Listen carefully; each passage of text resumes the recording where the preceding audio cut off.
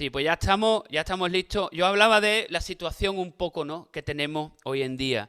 Esa situación, eh, este azote que es esta segunda ola del COVID, ¿no?, que nos está trayendo miedo, pánico, temor, inseguridad, desilusión con los políticos, desesperanza. Y bueno, a nivel particular yo hablaba de que incluso nuestra comunidad, nuestra familia Olium, se está viendo afectada, ¿no?, por situaciones complicadas. Y hablaba de Fran, Zenaida, por poner un ejemplo, pues podríamos hablar de muchos más hermanos, ¿no? Y muchos más conocidos, que están viviendo momentos muy difíciles. Y bueno, la conclusión básica, ¿cuál es? Que nosotros como hijos de Dios no estamos exentos de pasar por momentos complicados en este mundo. Y no quiero traeros un mensaje negativo ni de miedo, para nada. Vamos a ir hoy a la palabra y vamos a fijarnos en un pasaje de la Escritura. Voy a intentar hacerlo bastante dinámico para que podamos tener un tiempo al final de comunidad, ¿vale? De comunión, de saludarnos y tal. Bueno, del pasaje que quiero hablar yo hoy está en el Evangelio de Marcos, capítulo 4. Si tienes tu Biblia por ahí, puedes buscarlo, ¿vale? Si no, te lo puedo compartir por aquí, y bueno, dame un segundito que os lo comparto. Mira, a ver, un segundito. Fijaros, este pasaje de la Escritura, también lo encontramos no solo en el Evangelio de Marcos, sino también lo encontramos, espero que lo podáis ver, lo estáis viendo, ¿verdad? Sí, ok. Aquí está el texto, ¿vale? Este pasaje, yo decía, lo podemos encontrar no solo en el Evangelio de Marcos, sino también lo encontramos en el Evangelio de Mateo y en el Evangelio de Lucas. O sea, la Biblia nos relata esta historia 3 veces. Y es un pasaje muy, muy común, muy conocido. Nosotros en nuestra casa de vida lo hemos estudiado en varias ocasiones.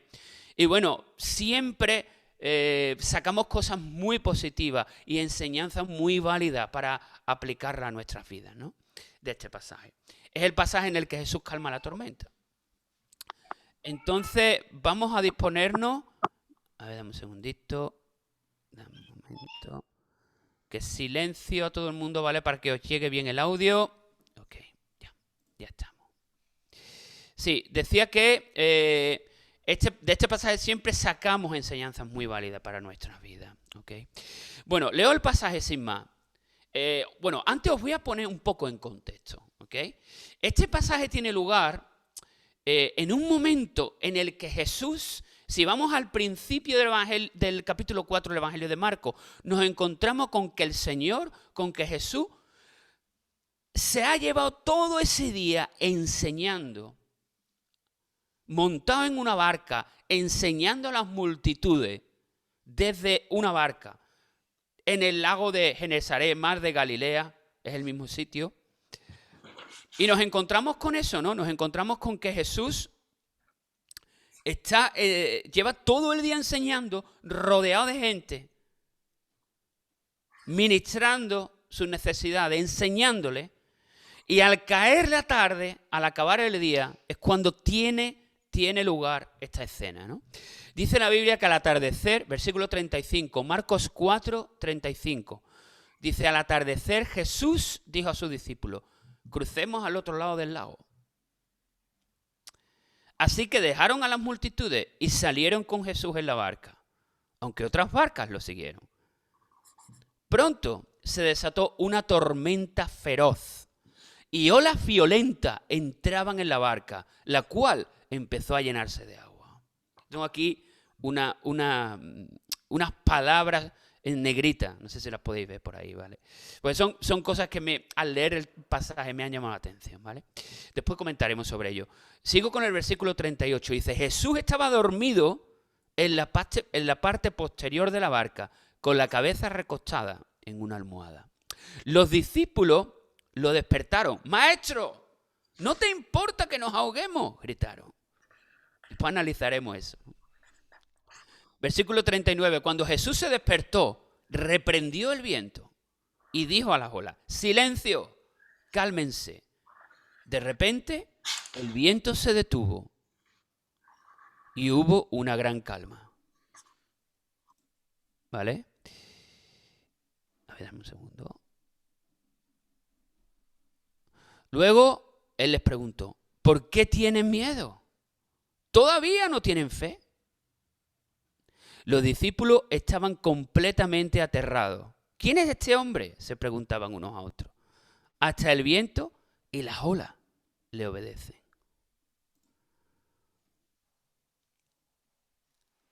Muy bien.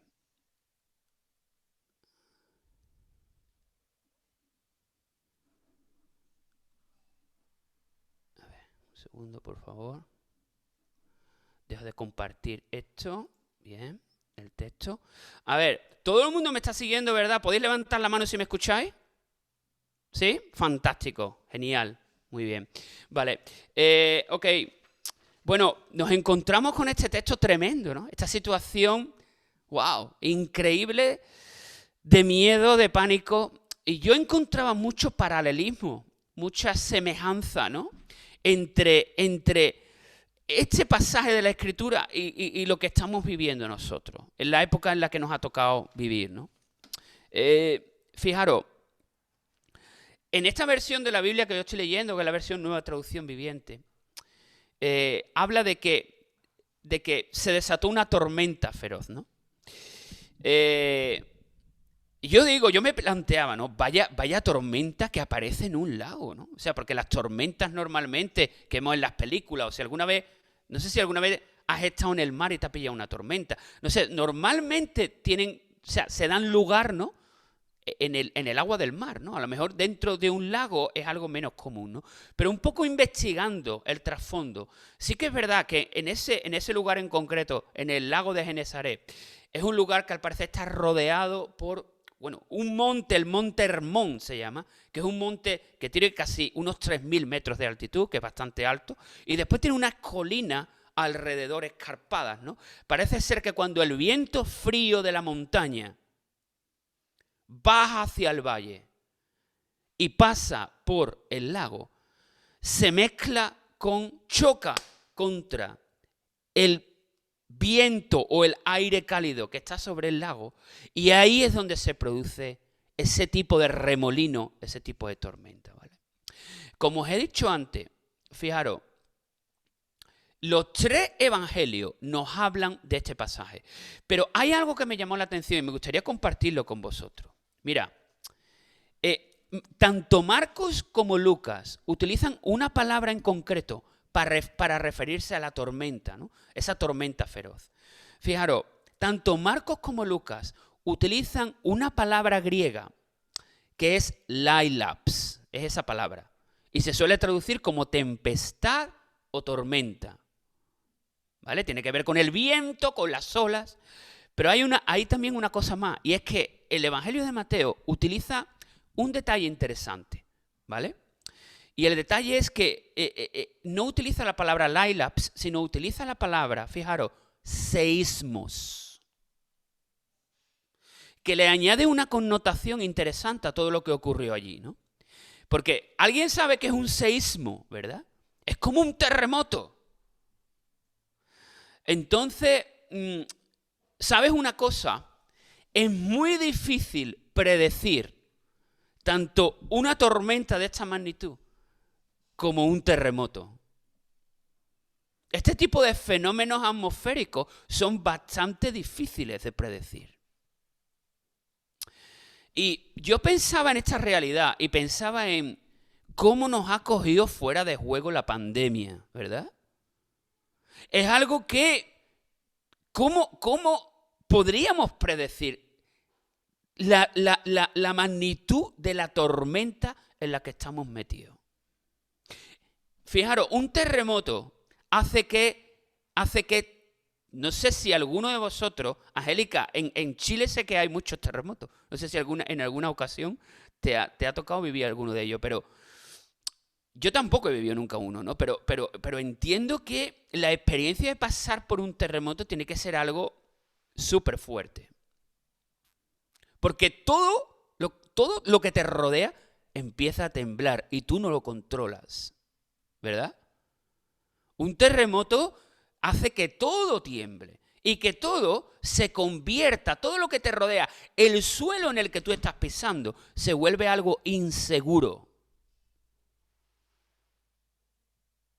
Entonces, yo creo que no es casualidad que se utilicen estas dos palabras para describir la situación que Jesús y los discípulos estaban pasando en ese momento.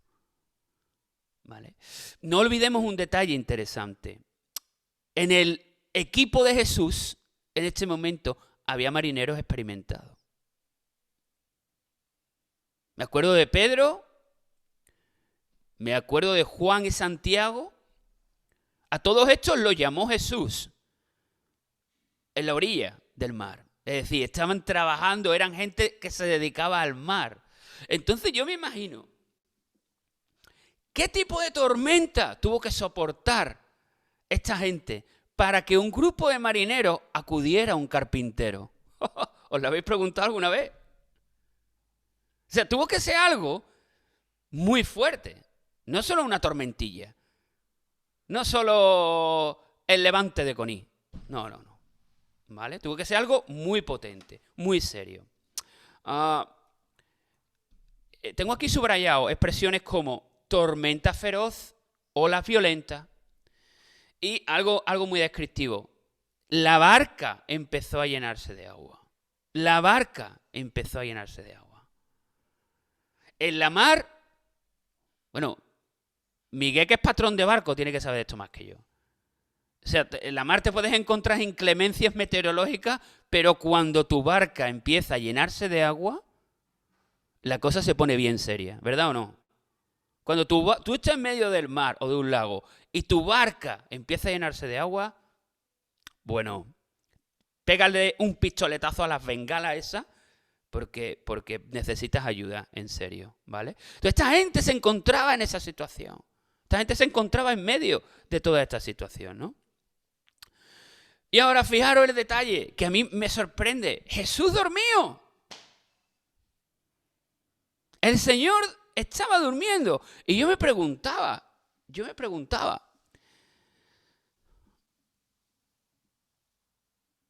¿te has sentido alguna vez así en la vida? ¿Has sentido alguna vez que tu barca se llena de agua y que Jesús está dormido? ¿Alguna vez te has sentido así en la vida? Olas golpeándote, la tempestad cayendo sobre ti y Jesús parece que está dormido.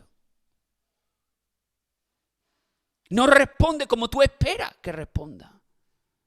No está cuando tú esperas que esté. Y claro, obviamente, estos hombres llegaron al momento de la desesperación, del pánico, del miedo. ¿Qué hicieron? Se fueron para el Señor. ¡Señor! Fijaros que en los tres evangelios hay diferentes expresiones que ellos dicen, ¿no? Creo recordar que en uno de los evangelios decía algo así como, Señor, que nos morimos. Señor, ayúdanos. En concreto Marco le da un tinte como de decepción, o podríamos decir decepción o de reproche, ¿verdad? De los discípulos a Jesús. Fijaros lo que dicen ellos en concreto. Señor, maestro, ¿no te importa que nos ahoguemos? ¿No te importa, Señor? Verdaderamente nos has llamado para seguirte y ahora no te importa. ¿No te importa? ¿Dónde estás, Señor? En el momento más crítico, parece que estás dormido, Señor. Estoy decepcionado contigo. No sé si alguna vez te has sentido así en tu vida.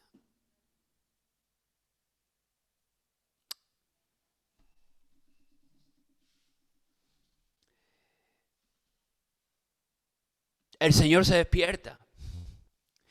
Mira, hay un detalle sobre el que quiero llamarte la atención. Mira, el Señor no se despertó con las olas. ¿Vale? El Señor no se despertó con los truenos.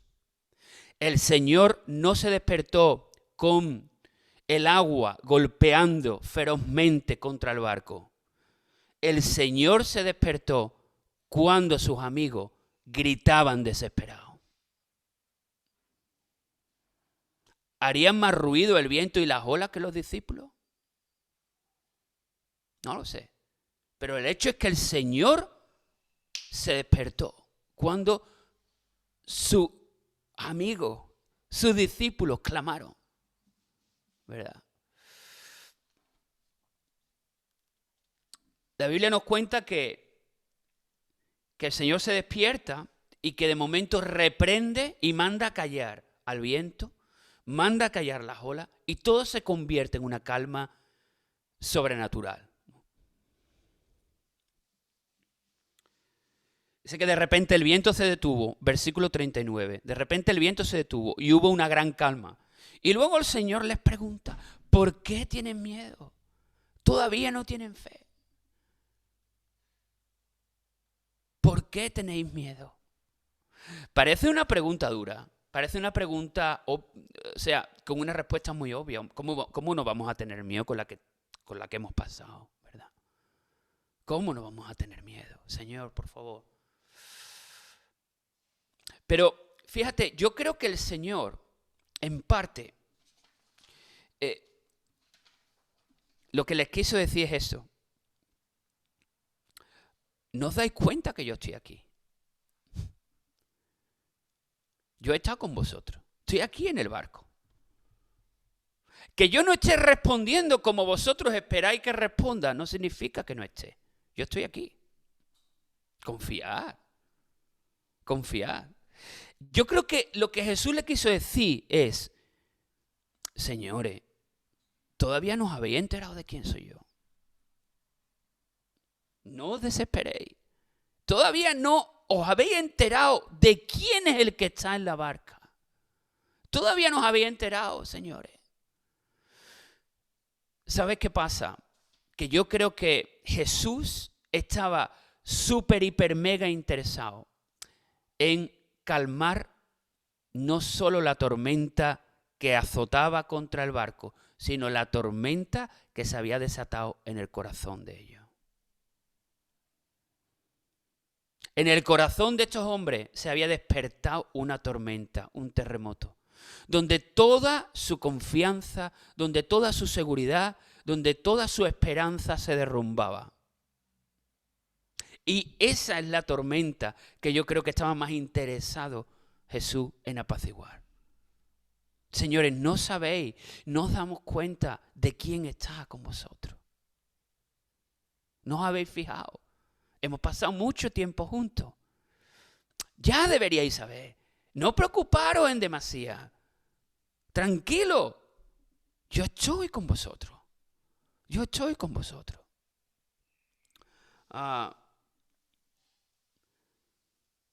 ¿Sabéis qué pasa? Que al final de la historia, hay algo muy interesante, ¿no? Dice el versículo 41, los discípulos estaban completamente aterrados. ¿Y quién es este hombre? Se preguntaban unos a otros. Hasta el viento y las olas lo obedecen. Fijaros, yo creo que esta experiencia difícil, aterradora, esta experiencia a ellos les llevó a un momento de revelación de verdaderamente quién es Jesucristo. No sé si me estoy explicando, me estoy dando a entender bien. O sea, mediante este proceso difícil, duro, complicado, casi extremo, su fe fue puesta a prueba. Y el resultado de todo esto, ¿cuál fue? Bueno, el resultado fue que ellos tuvieron un conocimiento real de quién es Jesús. ¿Y por qué digo yo esto? Básicamente porque en el contexto judío hebreo, la única persona que podía tener autoridad sobre los elementos del clima era Dios. Entonces, al haber visto de primera mano cómo Jesús manejaba esa situación, ellos automáticamente se dieron cuenta de que Dios es Dios. La revelación fue tremenda, no sé si me estáis entendiendo. Dice el Salmo 133, versículos 5 y 7. Dice, yo conozco la grandeza del Señor. Nuestro Señor es más grande que cualquier otro Dios. El Señor hace lo que le place por todo el cielo y toda la tierra, y en los océanos y sus profundidades. Hace que las nubes se eleven sobre la tierra, envía relámpagos junto con la lluvia y suelta el viento desde sus depósitos. Fijaros lo que dice la Biblia. O sea, el judío tenía muy metido en la cabeza que el único que controla el clima es Dios. Entonces, esta experiencia a ellos les dejó súper, hiper, mega claro quién es Jesús. ¿Quién es Jesús? Aterrizando un poco y poniendo todo esto en contexto, querido. Es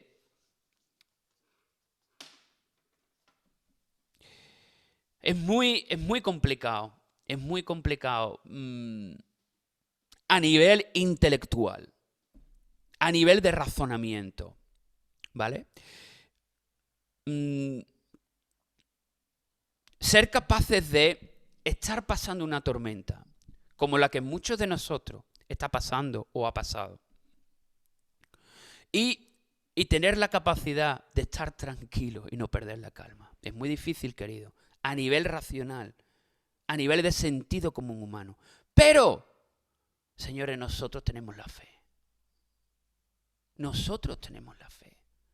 Y la fe muchas veces no es algo que,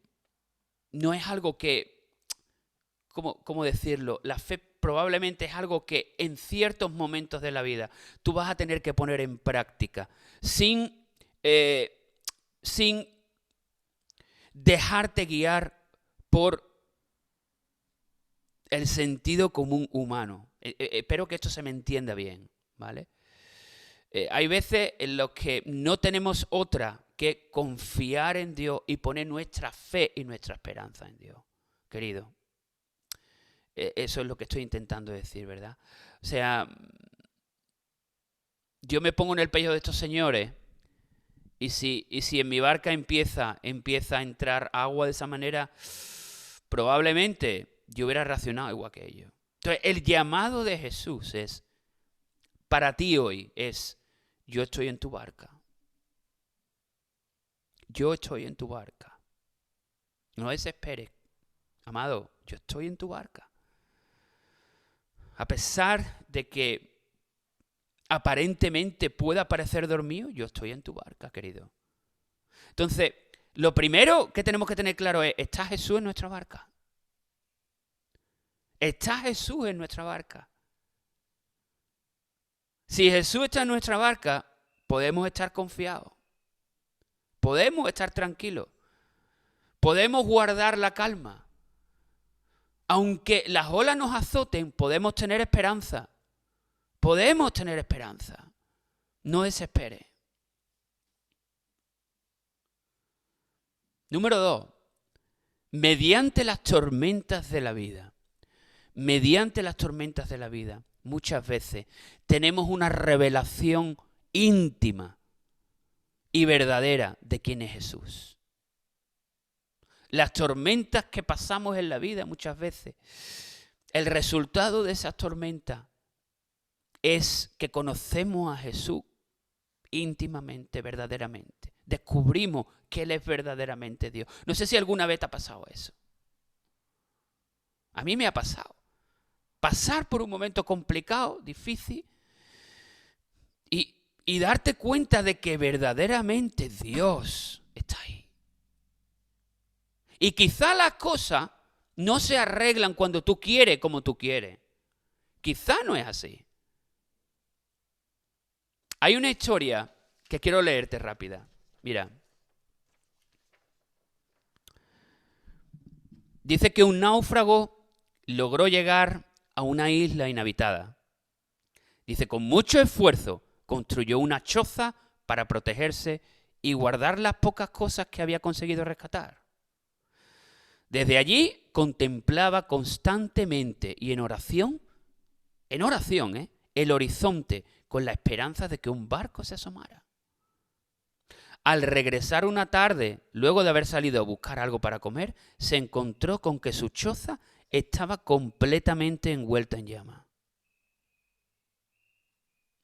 No obstante, por la misericordia divina, esa terrible tragedia se tornó en una gran ventaja. Fijaros, temprano a la mañana siguiente, al despertar, vio un barco anclado a poca distancia de la isla.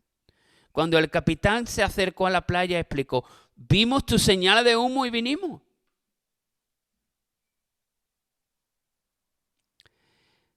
Todo lo que el errante náufrago poseía tuvo que destruirse antes de que pudiera ser rescatado. Muchas veces así es con nuestras vidas. Muchas veces pasamos por experiencia, esperamos que Dios nos ayude o Dios nos saque de donde estamos de acuerdo a cómo nosotros entendemos la situación, y muchas veces no es así, querido. Muchas veces el Señor tiene un propósito. No quiero decir que el Señor haya mandado esa situación, sino que Dios es capaz de, en esas situaciones terribles, mediante su amor y su misericordia, de transformarla en algo que bendice nuestra vida y que nos saca de ahí. Recuerda esto: Dios es el único que es capaz de convertir un incendio en una señal de humo. Si te quedas con esto del mensaje, es fantástico. Dios es el único que es capaz de convertir un incendio en el que lo pierdes todo en una señal de alarma, en una señal de humo. Y esa señal de humo hace que un equipo de rescate venga por ti. Entonces ten fe, ten confianza, querido. Estamos pasando por momentos complicados. Vamos a asegurarnos de que el Señor Jesús está en nuestra barca, querido. Si nunca lo has invitado, de todo lo que me estáis escuchando hoy, si nunca habéis invitado al Señor a entrar en vuestra barca de una manera personal, íntima, te invito a que lo puedas hacer hoy.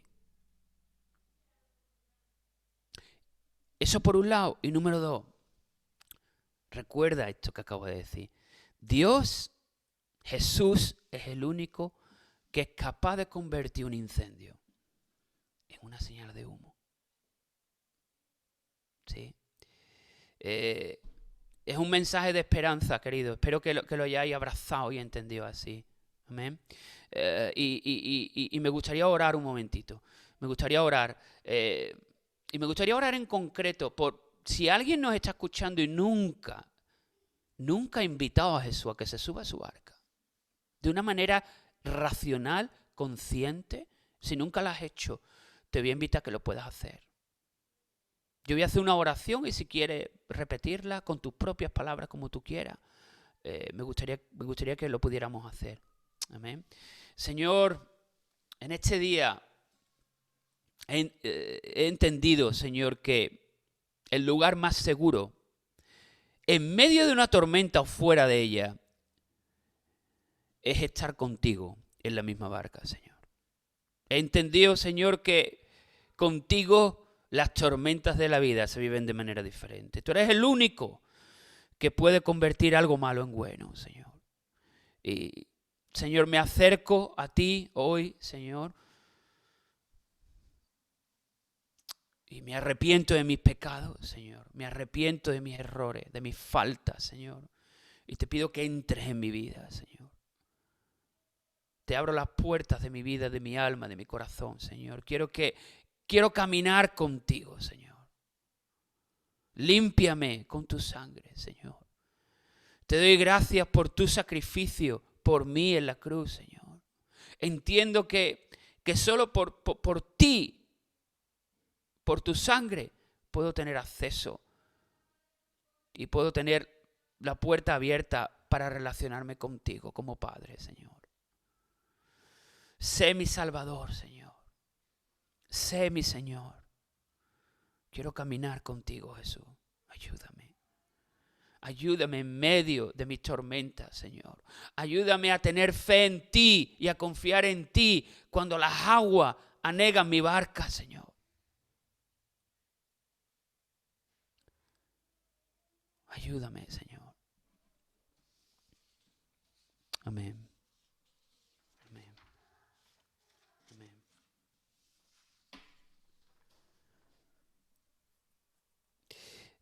Fijaros, para acabar, me gustaría leeros una oración. Bien, es una oración, es una oración que encontré, que pertenece a un libro que fue escrito por un pastor inglés del siglo pasado. Y el libro se llama El Valle de la Visión. Es un libro muy interesante porque es un libro de oraciones, ¿sí? Es un libro de oraciones que están escritas de una manera poética muy bonita, ¿verdad? Entonces, me gustaría leeros una de las oraciones que forman parte de este libro. Se llama, fijaros, se llama, bueno, la oración en concreto se llama El Valle de la Visión. De hecho, lo voy a compartir, lo tengo por aquí.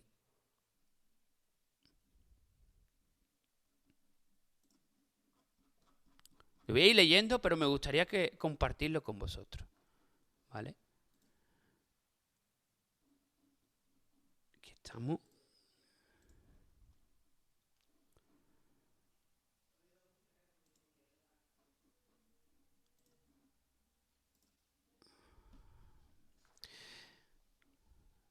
Dice: Señor supremo y santo, manso y humilde, tú me has traído al Valle de la Visión.